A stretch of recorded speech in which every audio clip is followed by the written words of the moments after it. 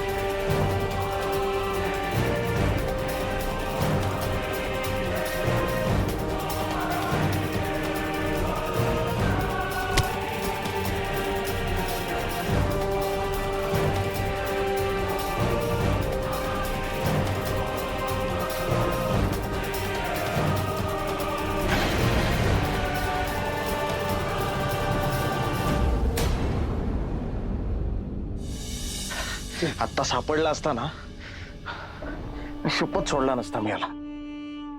तू तुझाच game वाजला असता, थोडक्यात वाचलास. बघू वाट फार का नाही, गोळी चाटून गेले. एक काम कर, 180 ml संत्रा घे, 90 ह्याच्यावर टाक, थोडं चुरचुरेल, उरलेली 90 पोटात टाक. First class.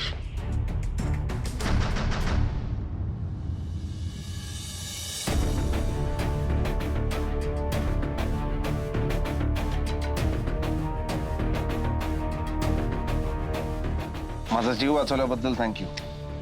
थँक्यू शब्दाची चॉकलेट घेऊन फिरता का तुम्ही खिशात? समोर कोण दिसला की थँक्यू थँक्यू थँक्यू द्या चॉकलेट.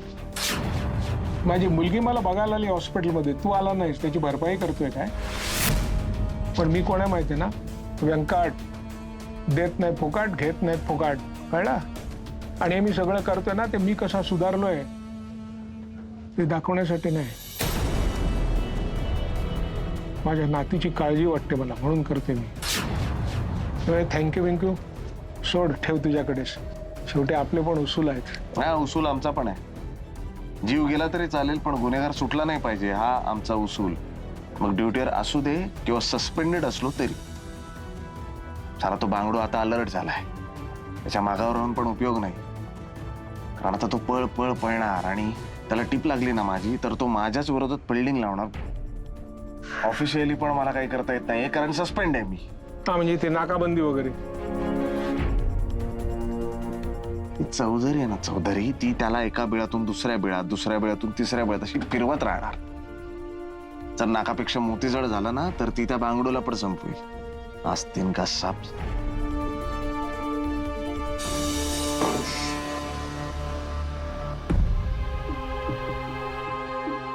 वेळ लागत असेल किंवा चुकीची इन्फॉर्मेशन असेल. अरे मग तसं तरी कळवायचं ना. हे बघ, ऍक्च्युली आपल्याला कळवणं हा त्याचा जॉब नाहीये. रादर इन्स्पेक्टर भोसलेला आता जॉबच नाहीये. तो इन्व्हॉल्व आहे कारण त्यांनी पहिल्यापासून ही केस इन्व्हेस्टिगेट केली आहे म्हणून. मग व्यंकट सावंतला का इन्व्हॉल्व केलं? तो इन्व्हॉल्व होता का या केसमध्ये? या भोसलेमुळे झालाय तो. भोसलेमुळे नाही, आपल्यामुळे झालाय. रादर आपल्या मुलीमुळे. हे बघ, ते आपल्याला मदत करतायत. तू प्लीज चिडू नकोस आणि स्वस्थ बस. आत्ता आपल्या हातात काहीच नाहीये. तू पुन्हा पुन्हा फोन करतेस का? 10 वेळा करून झाल्यास तरी एकदा कर. ते आला भोसले. हॅलो. हा सॉरी हा मॅडम, मी तुम्हाला सांगितलं होतं मी तुम्हाला कळवत राहीन, पण कळवता नाही आलं. सॉरी. All okay? नाही ओके नाही हो, विषय असा आहे, डाव फसला. म्हणजे मी तुम्हाला म्हटलं होतं ना, मी आणि व्यंकट मिळून चौधरीचा पाठलाग करणार.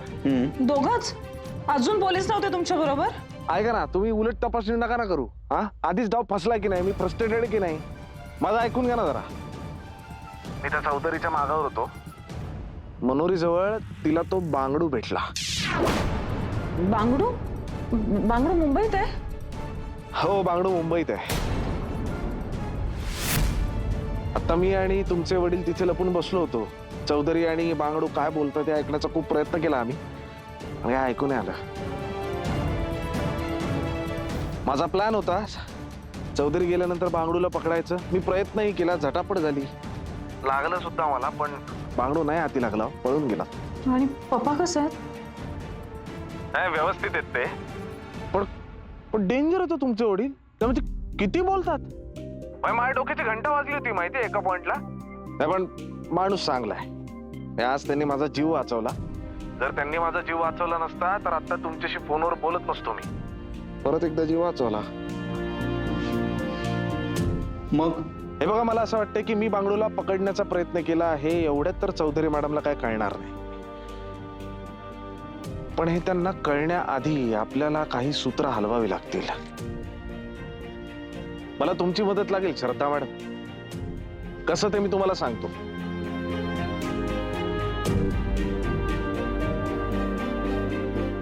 हा.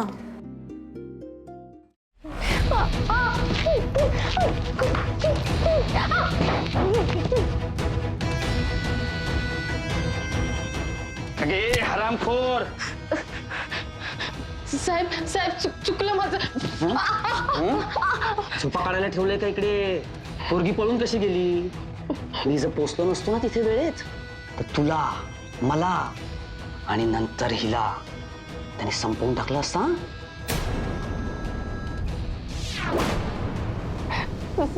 साहेब मी जागीच होते. थोडा डोळा लागला माझा. फोडून टाके ना डोळे. मस्करी वाटली? हा, टाइमपास वाटला का? काय सांगितलं होतं? दिलेलं काम व्यवस्थित नाही झालं, आईला आणि भावाला संपवे ना. आणि ही पोरगी जर इकडनं पळाली ना, तुला इथे झोपून जिवंत जाळून टाकेल. कारण त्याच्याकडे दयामाया नाहीये. हं? आपल्याला तो असं मरण देईल ना, मेल्यानंतर सुद्धा आपण तडफडत राहू. कळलं का? डोक्यात शिरतंय का काही? आता आजची शिक्षा.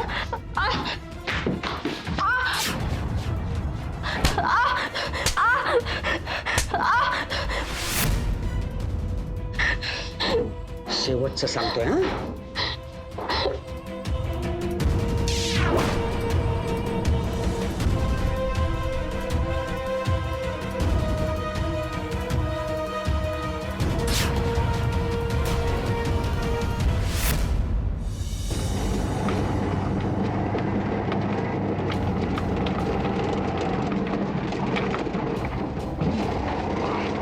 या मॅडम.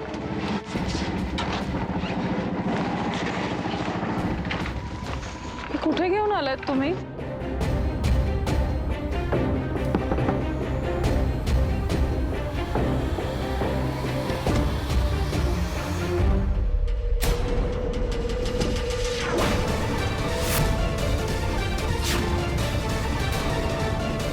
ही मुलगी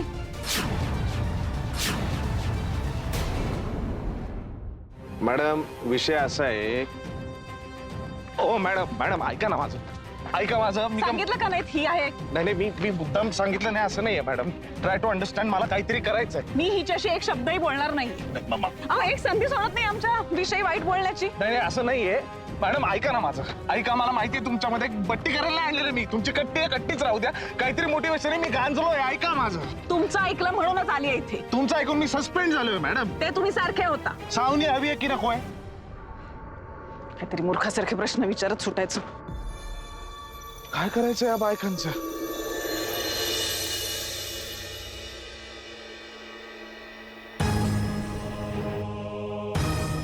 आणि हे सगळं तुला बरोबर वाटतं? म्हणजे भोसलेकडे कुठलाही पुरावा नाहीये चौधरीच्या अगेन्स्ट. काय बोलतोय तो? अरे पण चौधरी आणि बांगडूला बोलताना बघितलं असं म्हणाला ना तो. एक्झॅक्टली. त्यांनी बोलताना बघितलं, ऐकलं नाही ना ते काय बोलले. काय सांगणार आहे तो कोर्टामध्ये? कुठला पुरावा आहे त्याच्याकडे? आणि कुठल्या बेसिसवर हा भोसले सांगतोय की एक महिला पोलीस इन्व्हॉल्व आहे म्हणून? श्रद्धा हे दोघं जण पर्सनल अजेंडा फुलफिल करतात. त्या चौधरीने याला सस्पेंड केलंय, आता हा तिला एक्सपोज करतो. पर्सनल खुन्नस काढतोय हा. मला कळतंय तू काय म्हणतोयस ते, पण त्यातल्या त्यात भोसलेच आहे ना ज्याच्यावर आपण विश्वास ठेवू शकतो. पण हे बघ ना, त्याने मला सोडलं, अक्षयला सोडलं, अंकितला इथे आणण्याचा प्रयत्न केला आणि बांगडूलाही पकडण्याचा प्रयत्न केला. म्हणजे तो आपल्या बाजूनेच असेल. हे बघ, साऊला शोधायला मदत करणार तो. काय बोलणं झालं तुमच्यात?